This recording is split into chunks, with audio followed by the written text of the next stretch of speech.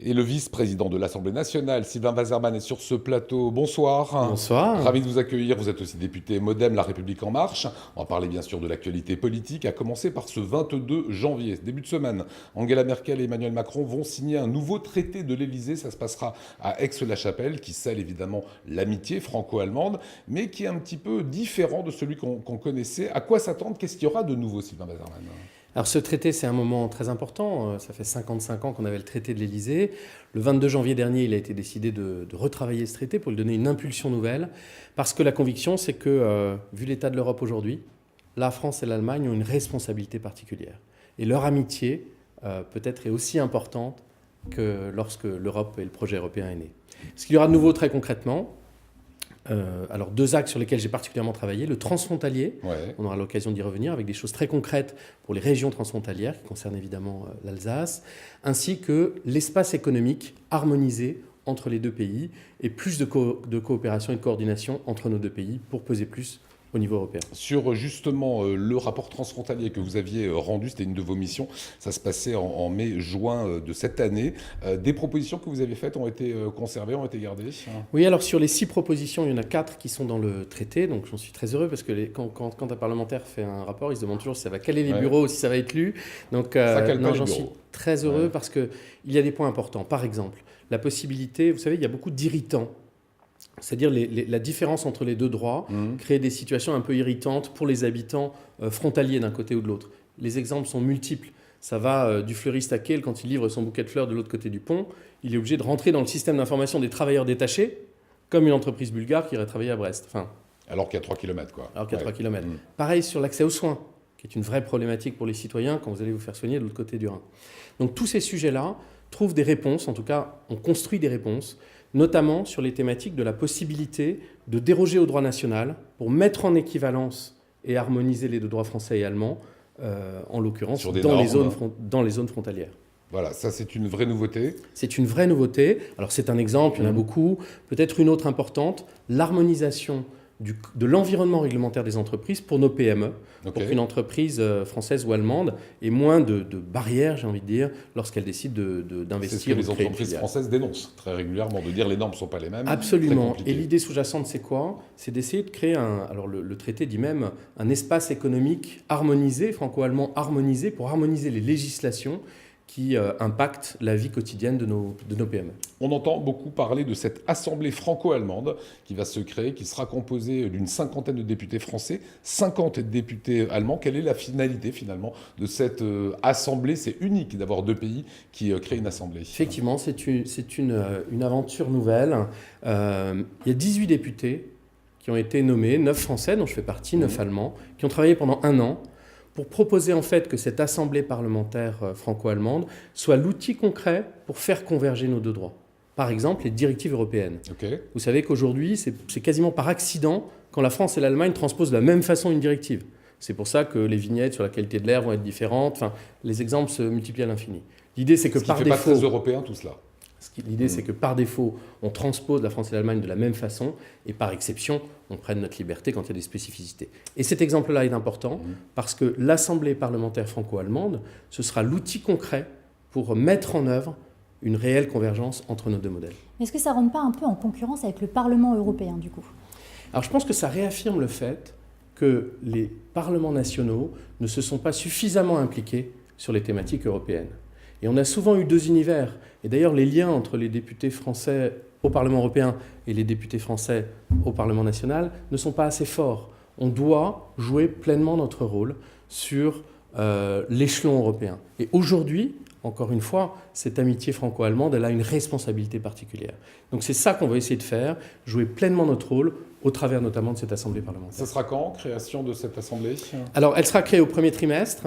Elle a passé toutes les étapes, la validation des bureaux de l'Assemblée nationale du Bundestag, des groupes politiques. Tous les groupes politiques sont unanimes, mis à part les extrêmes. Et elle sera, la première réunion aura lieu dans le premier semestre de l'année 2019. Voilà, et dans le cahier des charges, évidemment, adopter davantage de décisions de manière simultanée, concertée et en termes identiques. C'est ce que vous disiez, ça sera vraiment à faire. En 2017, dans un livre que vous aviez écrit, on en avait parlé sur ce plateau, vous écriviez « Beaucoup de gens considèrent que la démocratie ne les concerne pas ». Vous comprenez que je vous amène sur le terrain des gilets jaunes actuellement qui disent que la démocratie ne les concerne pas, qui ne veulent pas de leader. Qu'est-ce que ça dit aujourd'hui de notre démocratie, ce qui se passe avec les gilets jaunes ? Effectivement, ce que j'écrivais, c'est qu'il y a une véritable ubérisation de la politique, c'est-à-dire la volonté des citoyens d'avoir directement un accès direct, un circuit court avec la décision publique. Donc il n'y a plus l'espèce de couche d'intermédiaire des élus qui seraient élus et décideraient tout seuls. Donc ça, c'est dans cette expression citoyenne des Gilets jaunes, c'est le point positif. La volonté de s'impliquer directement sur les décisions, sur l'élaboration des lois, sur les choix qu'on fait. S'engager. Après, la question, c'est comment traduire cet engagement dans des propositions. Et c'est l'enjeu du grand débat dont on parle aujourd'hui. À l'époque, je parlais de co-construction. Et si on réussit le grand débat, c'est bien ça l'enjeu. C'est d'essayer de co-construire nos politiques publiques, notre feuille de route, même peut-être un nouveau contrat de société sur ce qu'on est prêt à apporter pour son pays et ce qu'on attend de son pays. Donc cette espèce de contrat de société qui crée un équilibre dans notre société, c'est ça l'enjeu du grand débat qui se lance aujourd'hui partout. Ceux qui ne croient plus à la démocratie vont-ils s'engager dans le grand débat ? C'est la question aussi. Bah écoutez, je parlais à l'époque précisément de la paresse démocratique, c'est-à-dire le sentiment de dire tout ça, ça tourne tout seul, il n'y a pas besoin.